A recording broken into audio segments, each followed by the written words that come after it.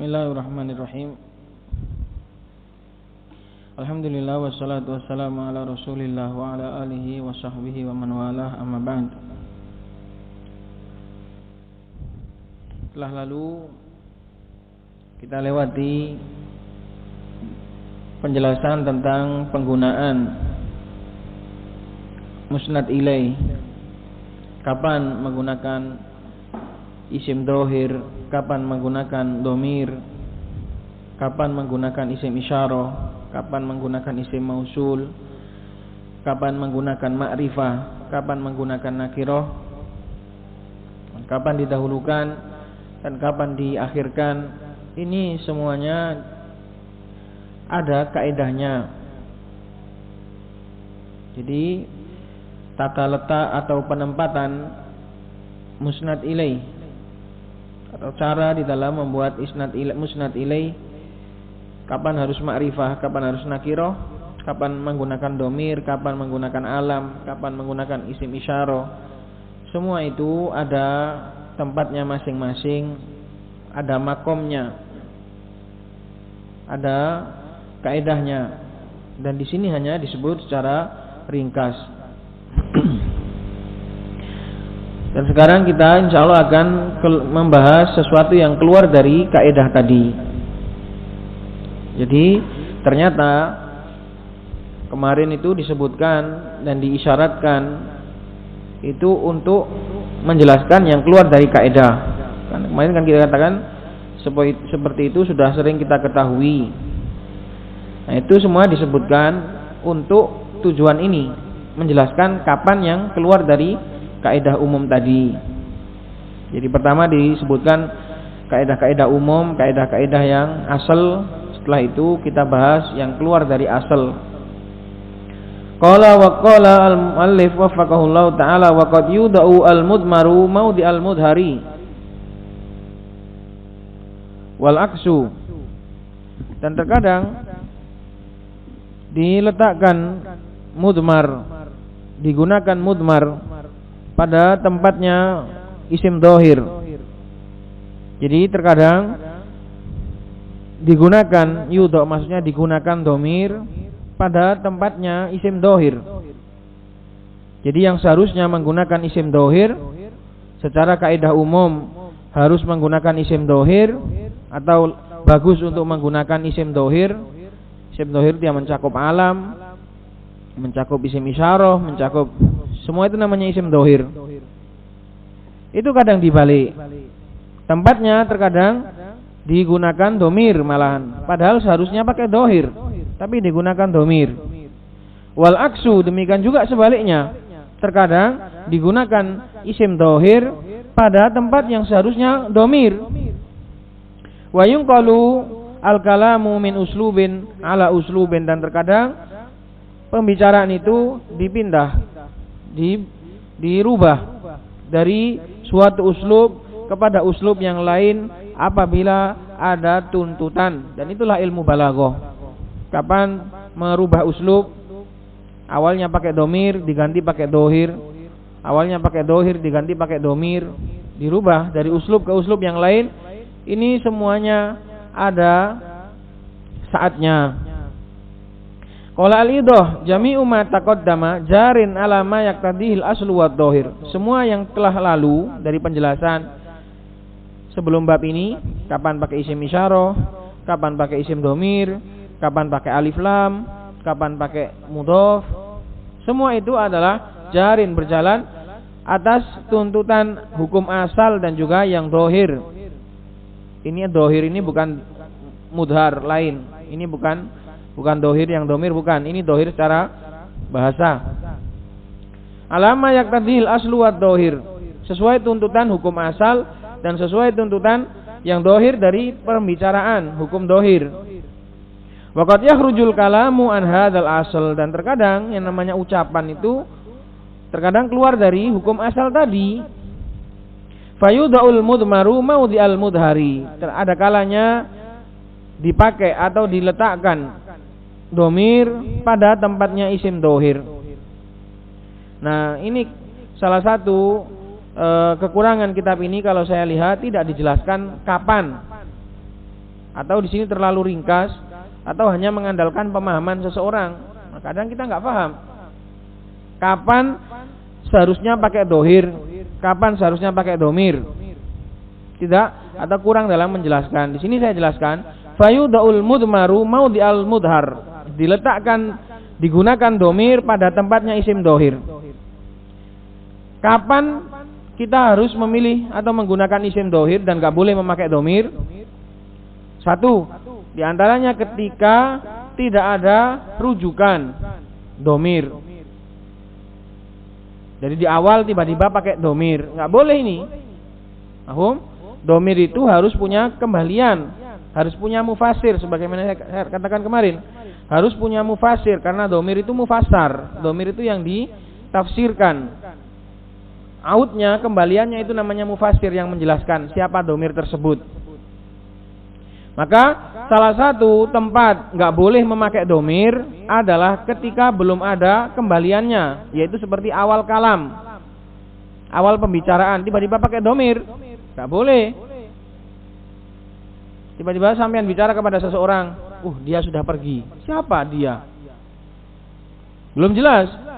Maka ini bertentangan dengan kaidah atau bertentangan dengan uslub penggunaan bahasa, karena itu mengandung ta'miyah, mengandung pembutaan, dan juga mengandung humud, kesulitan. Saya tiba-tiba bilang huwa atau hiya, maka ini nggak boleh.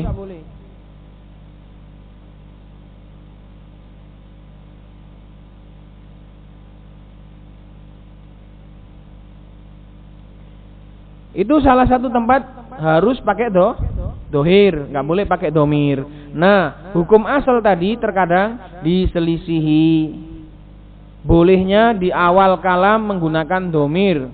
Salah satunya adalah kadomiri sya'an, seperti menggunakan domir sya'an. Domir sya'an itu karena domir sya'an itu kembalinya ke belakang, makanya boleh. Di awal kalam pun langsung bilang pakai domir sya'an boleh. Domir sya'an adalah domir yang mengandung perkaranya itu sangat penting atau sangat besar. Itu domir sya'an. Menjelaskan perkara-perkara yang besar, menjelaskan perkara-perkara yang penting, itu pakai domir sya'an. Karena dia kembalinya ke belakang dan khobarnya harus berupa jumlah. Domir sya'an gak boleh pakai mufrad, khobarnya harus berupa jumlah. Awil kisah atau domir kisah sama, domir sya'an sama domir kisah itu sama. Domir sya'an itu untuk mudzakkar dan domir kisah itu untuk muannats. Jadi kalau kisahnya atau perkara yang akan dibicarakan itu dominan pakai domir muannats, maka domir sya'annya juga harus pakai muannats. Seperti dalam ayat fa innaha la ta'mal absaru walakin ta'mal qulubul lati fis sudur, itu adalah contoh domir sya'an yang muannats. Nah, dalam bab domir sya'an ini keluar dari hukum asal, di mana di awal kali langsung boleh pakai domir. Padahal domir hukum kaidahnya nggak boleh sebelum ada mufassirnya. Sebelum ada mufassir. Tapi kalau domir sya'an ini boleh sebelum ada mufassirnya. Kenapa? Karena mufassirnya domir sya'an itu di belakang. Mufassirnya domir sya'an itu di belakang. Autnya domir sya'an itu ke belakang. Domir sya'an itu artinya ceritanya begini gitu loh. Ceritanya atau keadaannya seperti ini gitu. Kaqaulihim huwa Zaidun alimun. Kaqaulihim huwa ay asy'anu. Jadi huwa itu ditakwil dengan asy'anu. Ceritanya begini gitu loh. Ceritanya Zaid itu alim. Ini perhatikan, salah satu kriteria domir sya'an itu harus perkaranya harus yang sangat besar atau harus yang penting. Maka contoh ini nggak boleh. Ini hanya contoh secara hukum nahwi saja. Contoh seperti ini nggak boleh dipakai untuk contoh domir sya'an, kecuali memang keberadaan berilmunya Zaid itu adalah perkara yang sangat besar atau perkara yang penting atau perkara yang dibicarakan orang banyak. Jadi contoh ini huwa Zaidun alimun. Keberadaan kisah sekarang ini adalah Zaid itu alim. Ini cuma contoh dari sisi nahwi saja. Kalau secara hukum balaghah nggak boleh, kecuali memang ilmunya Zaid itu memang adalah perkara yang sangat besar. Karena kaidahnya dhamir sya'an itu harus perkara yang besar. Seperti kul huwa Allahu ahad. Itu dhamir sya'an, huwa itu dhamir sya'an. Katakanlah dia itu Allah itu satu. Jadi keberadaan yang akan dibicarakan, sya'an yang akan dibahas dalam ayat ini adalah keesaan Allah Subhanahu wa taala gitu loh. Jadi huwa salah satu sisi i'rabnya adalah huwa itu dhamir sya'an. Ada yang mengatakan juga tidak di i'rab dhamir sya'an juga ada. Tapi kalau di i'rab dhamir sya'an seperti itu tadi. Huwa. Sya'annya yang sekarang yang sedang diperhatikan adalah Allah itu adalah satu, kayak gitu. Atau dhamir qissah. Fa innaha la ta'mal absar walakin ta'mal qulubul lati fis sudur. Itu juga. Ini salah satu tempat boleh menyelisih kaidah atau keluar dari kaidah di mana boleh menggunakan dhamir di awal kalam. Salah satunya adalah dhamir sya'an, dan di sana ada beberapa keadaan yang lain. Di antaranya ketika dhamir itu sudah diketahui bersama-sama atau tidak ada kemungkinan lain, maka boleh pakai dhamir. Sama tiba-tiba bilang hunna libasul lakum. Nah, sudah jelas maknanya adalah wanita secara umum, semua orang tahu. Jadi boleh. Kalau memang dhamir itu dari awal walaupun belum ada mufassirnya itu sudah diketahui bersama atau tidak ada kemungkinan yang lain, sampean boleh menggunakan dhamir pada tempatnya yang seharusnya dohir. Ini itu beberapa contoh tadi. Cuma di sini nggak disebutkan, di sini hanya disebutkan sekilas. Qala wa wudi al mudharu mau di al mudmar. Ada kalanya juga ini ataf ke fayudau. Maka wa wudi al mudharu mau di al mudmar. Kebalikannya sekarang. Menggunakan isim dohir pada tempatnya yang seharusnya domir. Nah ini juga nggak dijelaskan kapan tempatnya domir, harus domir itu kapan. Tadi kan tempatnya harus dohir, sekarang harus domir kapan? Salah satu tempat yang seharusnya pakai domir adalah ketika kata itu sudah terulang-ulang. Kata itu sudah terulang-ulang dan sudah ada mufassirnya. Ini lebih bagus pakai domir. Gak mungkin kita ngomong itu pakai Zaidun terus Zaidun, koma Abu Zaidin, wa Akhu Zaidin, wa Ummu Zaidin. Kan jelek. Harus pakai dhamir saja kan cukup. Koma Zaidun, wa abuhu, wa ummuhu, wa akhuhu, kan gitu. Jadi kapan lebih penting atau kapan lebih diprioritaskan pakai dhamir? Salah satunya ketika mufassirnya itu sudah jelas dan sudah terulang-ulang. Masa mau pakai dohir terus? Muhammad berdiri dan juga bapak Muhammad dan juga adik Muhammad, kan nggak bagus. Bapaknya, adiknya, kan cukup gitu. Itu tempat yang seharusnya atau sebaiknya pakai dhamir. Tapi ada kalanya beberapa keadaan menuntut untuk tetap menggunakan dohir walaupun sudah terulang-ulang. Salah satunya ayat ini. Kaqauli ta'ala fabada'a bi'awiyatihim qabla wi'a'i akhihi tsumma istakhrajaha mi wi'a'i akhihi. Diulang lagi mi wi'a'i akhihi, padahal sudah ada qabla wi'a'i akhihi. Seharusnya cukup tsumma istakhrajaha minhu atau min wi'a'ihi, cukup.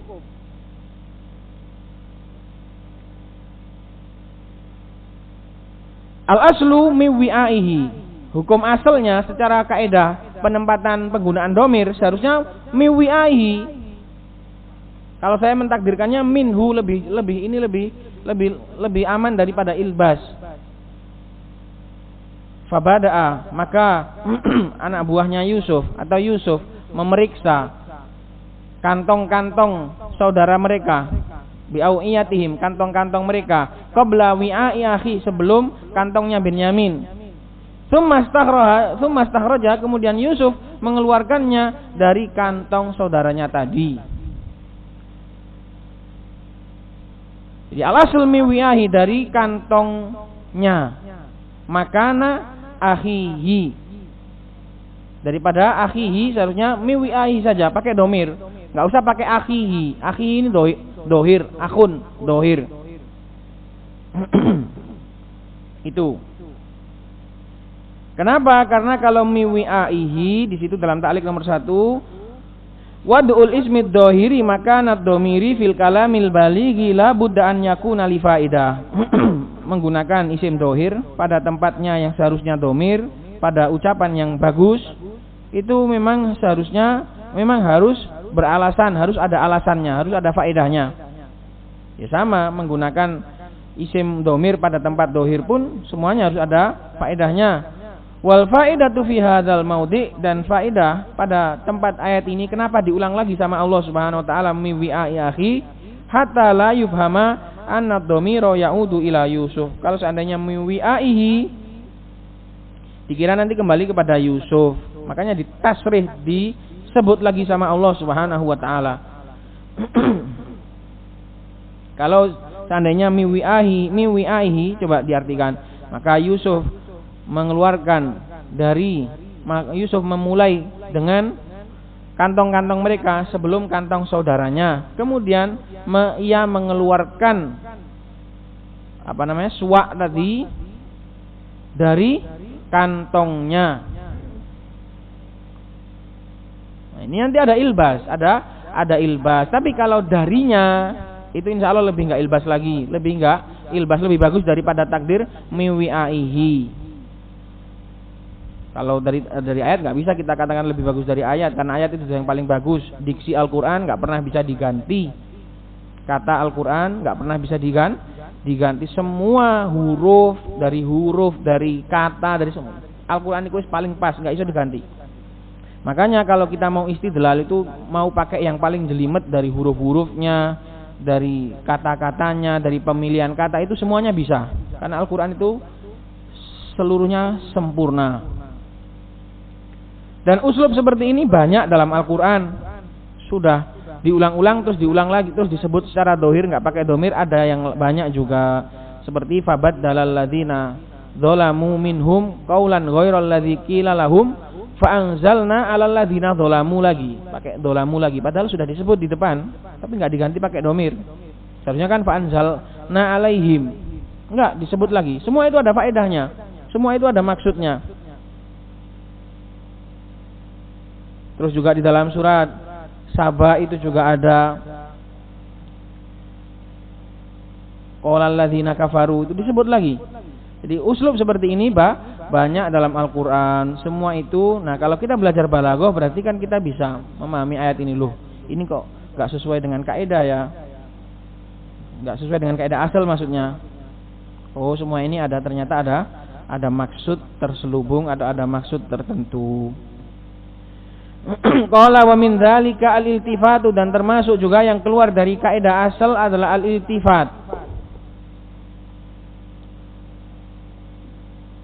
Iltifat itu adalah perubahan domir dari satu ke domir yang lain, itu namanya iltifat. Dari domir mutakallim kepada domir khitab atau kepada domir ghaib atau diacak, pokoknya perubahan jenis domir kepada domir yang lain itu namanya iltifat.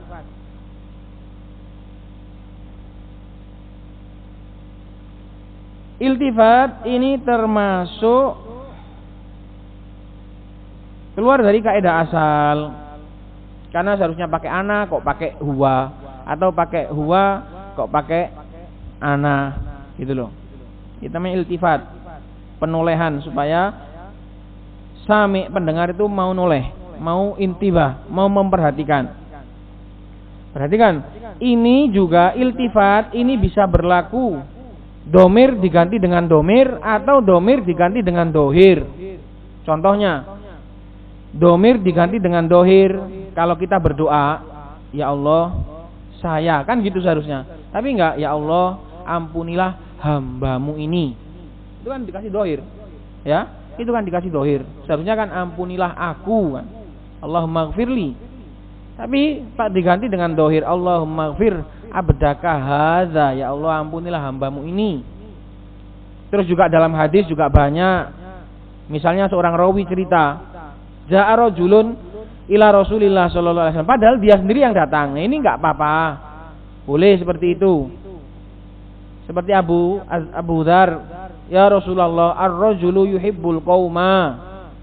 Ada seorang laki-laki atau seorang laki-laki mencintai suatu kaum, padahal yang dimaksud dirinya sendiri. Seperti itu enggak apa-apa. Kita menceritakan diri kita pakai domir, pakai dohir juga enggak apa-apa. Seorang laki-laki sedang berada dalam sedihan, tapi yang kita maksud diri kita sendiri, itu namanya iltifat.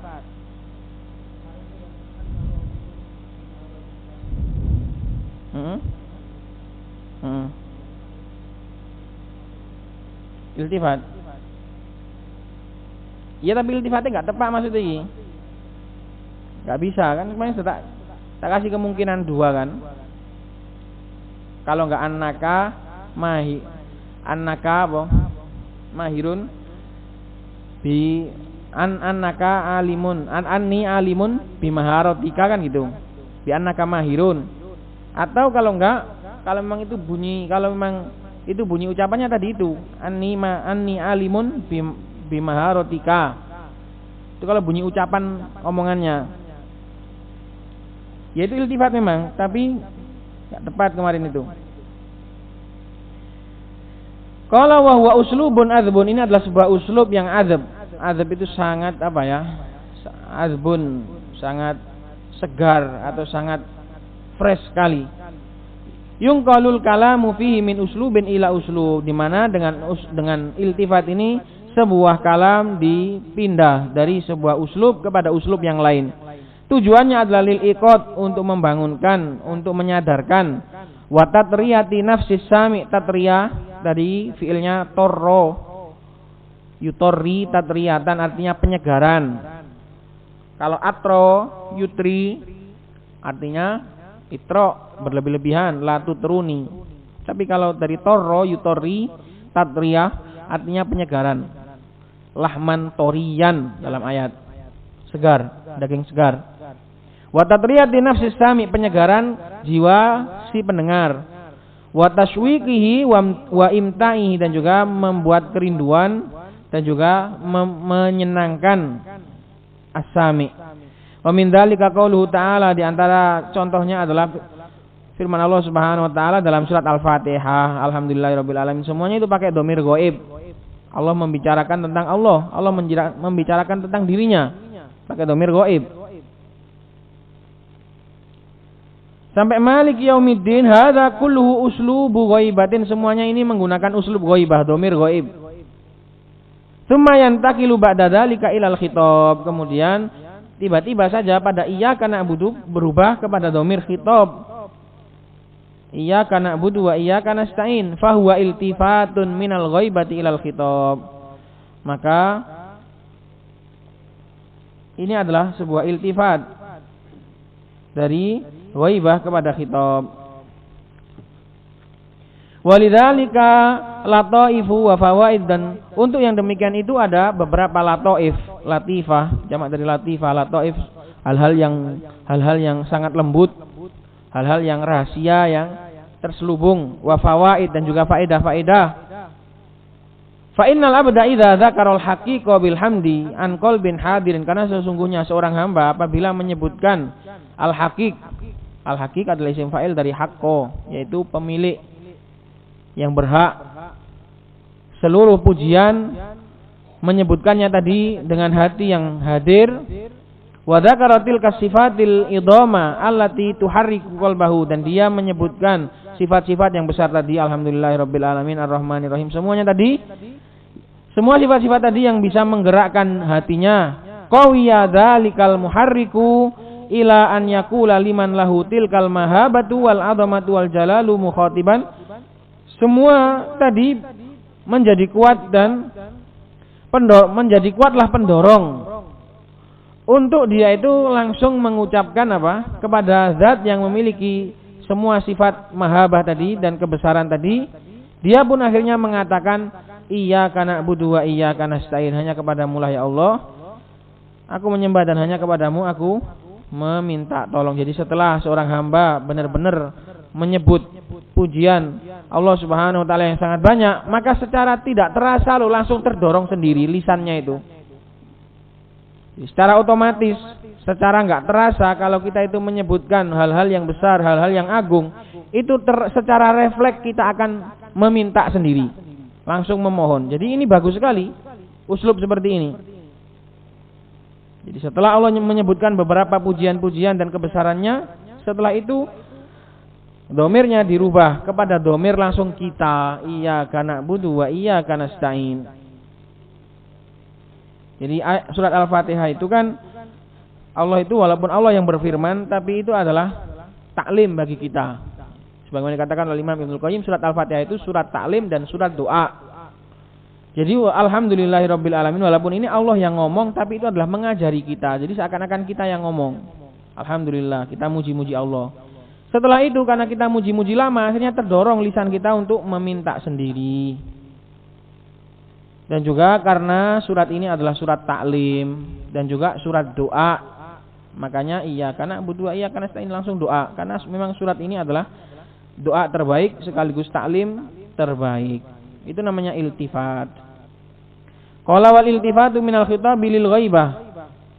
Ada juga iltifat dari khitab ke ghaibah, ka qouli subhanahu wa ta'ala hatta idza kuntum fil fulki wa jarayna bihim. Tatkala ketika kalian sudah berada di dalam kapal, dan kapal-kapal tadi fulk itu termasuk lafaz yang mufrad dan jamaknya sama, fulk. Lafaz mufrad dan jamaknya sama. Karena itu dihukumi wajaroina pakai jamak taknis. Wajaroina bihim. Ketika kalian sudah berada di kapal, langsung pindah pembicaraannya. Dan kapal-kapal tadi berjalan menjalankan mereka bersama mereka. Nah, ini mengandung apa ya? Rasanya itu beda sekali. Karena awalnya itu Allah mengingatkan kita, kemudian Allah bercerita tentang kapal-kapal yang lain, kapal-kapal umum, di mana itu sudah pernah terjadi sebelum kita. Karena yang menaiki kapal bukan hanya kita gitu loh. Jadi seakan-akan omongannya itu langsung pindah dari berbicara tentang kita, kemudian pindah membicarakan orang-orang sebelum kita seluruhnya. Hatta idza kuntum fil fulk, dan kapal-kapal tadi. Jadi kisahnya itu langsung nampak kayak dirubah gitu loh. Wajaroina bihim, dan kapal-kapal tadi menjalankan mereka. Wajaroina bihim birihin thayyibah, dengan angin yang bagus, yang enak, yang sepoi-sepoi. Wa farihu biha, dan tatkala orang-orangnya penghuni kapal tadi sudah senang karena anginnya enak. Ja'at harihun asif, tiba-tiba saja datang angin yang sangat dahsyat. Itu namanya iltifat. Kanal kalamu khitaban. Awalnya ucapan ini berbentuk khitab kepada mukhatabin, kepada kita. Fi qouli kuntum. Tsumma qala wajaroina bihim walam yakul bikum. Wajaroina bikum. Seharusnya kan gitu. Tapi enggak, ini pindah. Setelah Allah memberikan khitab kepada kita, kemudian Allah cerita tentang kejadian umum dari kisah-kisah yang kelam yang dihadapi oleh para nelayan di laut. Banyak sekali sudah. Karena bukan hanya kita toh. Allah berkisah umum. Betapa banyak perahu-perahu di laut yang anginnya awalnya enak, tiba-tiba jadi angin yang dahsyat dan mengombang-ambingkan bahtera mereka. Ini banyak. Wa fil Qur'ani amtsilatun katsiratun lil iltifat. Dalam Al-Qur'an banyak sekali contoh iltifat. Catatan kaki nomor 1, jami'u amtsilatil iltifat maujudatun fil Qur'an. Ada al-iltifata minal khitab lit takallum. Ini juga faedah. Semua contoh iltifat ada dalam Al-Qur'an kecuali iltifat dari dhamir mukhatab ke takallum. Ini enggak ada.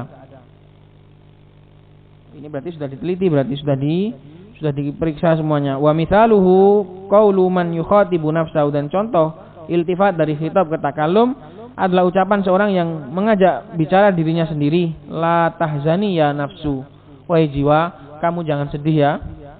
Tsumma yaqul, kemudian dia bilang, atubu ilallah, karena saya sudah bertaubat kepada Allah. Jadi mungkin setelah melakukan dosa dia merasa sedih, akhirnya dia melipur dirinya sendiri. Wahai jiwaku, kamu jangan sedih ya, karena saya sudah bertaubat kepada Allah Subhanahu wa taala. Itu namanya iltifat, dan iltifat ini sebagaimana dikatakan tadi adalah uslub yang adab.